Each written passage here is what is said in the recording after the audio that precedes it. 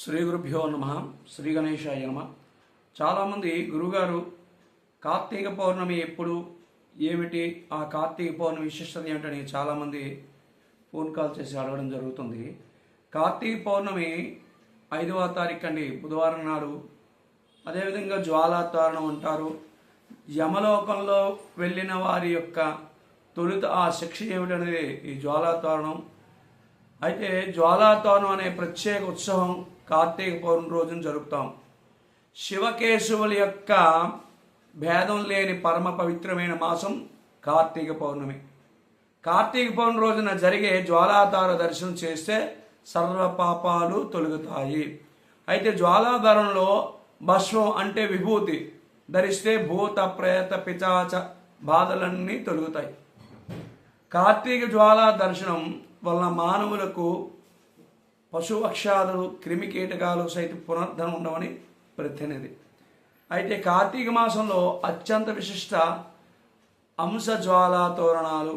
కార్తీక పౌర్ణమి నాడు శివాలయం ముందు 2 కర్రలు నిలువుగా పాతి ఒక కర్రకు వాటిని అడ్డగా పెడుతూ అడ్డగా పెట్టిన కర్ర కొత్త గడ్డిని తీసుకొని చుడతారు. దీనిని యమద్వారం అని పేరు కూడా ఉంది. అయితే ఈ నిర్మాణాన్ని నెయ్యి పోసి మంట పెడతారు. ఆ మంట కింద నుంచి పరమేశ్వరుడు భోలాశంకరుడు ఓం నమో భగవతే రుద్రాయ స్వామివారు ఆ యొక్క ఎప్పుడైతే యమద్వారం నుంచి ఉంటుందో ఆ నిర్మాణానికి పరమేశ్వరుడికి పల్లకల్లో అటు ఇటు 3 సార్లు ఊరేగిస్తారు.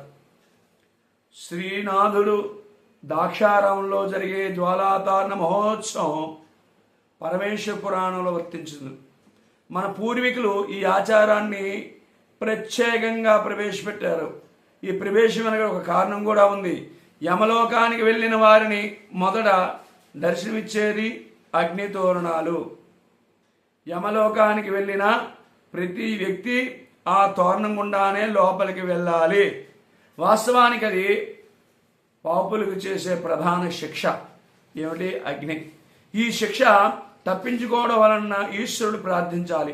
అందుకే కార్తీక పౌర్ణమి రోజున ఎవరైతే యమద్వారం నుంచి 3 సార్లు అటు ఇటు వెళ్ళి వస్తారో వారికి యమద్వారం నుంచి చూడాల్సిన అవసరం ఉండదు.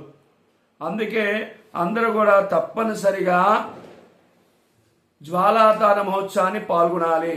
జ్వాలాతారణ కింద ఈశ్వరుని పల్లకి పక్కనే నడుస్తూ శివా, నేను ఇప్పటిదాకా చేసిన పాపాలు ఈ మంటలో కాలిపోవాలి, వచ్చే ఏడాది వరకు ఎలాంటి తప్పు చేయకుండా సన్మార్గంలో నీ బాటలో నేను నడుకుంటాను అని ప్రతిజ్ఞ చెయ్యాలి.